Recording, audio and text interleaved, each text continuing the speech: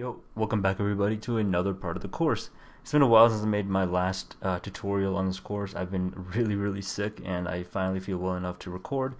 And so today we're going to be starting off learning something a little bit easier just to get back in the feel of things. So today we're going to be talking about avatars and how to work with them. And yeah, without further ado, let's get into it. So in the last video we learned how to work with the layout portion of this course. And by now you should have something that's similar to this, where we have a content, a footer, and a header. And for the purposes of creating an icon, an avatar icon, what we're going to be doing is we're actually going to be putting it right next to our dark mode button that's right over here. So if we can find that, it should be here somewhere, which is this right here. Perfect. So what we're going to do is we're going to put it right next to this icon button right here. Actually, we're going to go outside of it and we're going to put it next to the icon, next to the button toolbar. So the way that we can make this work is we have two different options. So if you have a group of avatars that we want to put, we would have to use, you probably guessed it, an avatar group. And inside of here is where we can put all of our single avatars. So in my case, since I only have one individual avatar, I'm gonna just go ahead and get rid of my group, and I'm just gonna use a simple avatar. Now I am gonna be finding an image off of the internet to put for my avatar. And the way that you're going to actually give a image is you're going to use a source prop, and you can give it a URL, or if you have an import, you can import it inside of here with curly braces, whatever. So in my purposes for this tutorial, I am going to get this image right here of Madara. If you don't know who this guy is, this guy basically owned the main characters of Naruto. He literally, this guy was plot armor heavy, dude. And then after that, I'm going to give it an alt. So what this image is, I'm just going to type in here at Madara, and now if we save it, we should see right there in that corner that we have his image right next to the actual button. Now I'm going to actually go ahead and put it outside of it. So I'm going to copy that and I'm going to create another nav item, nav.item, and I'll put it inside of there like so. Perfect. Now we have a little bit of space and it looks like that. Cool. Now let's say we want to size our default avatar.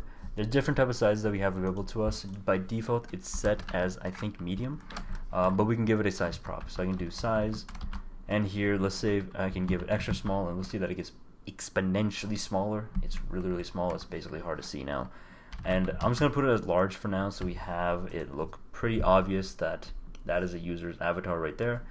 Actually, you know, that looks really ugly. Let's go to MD, since that's a default.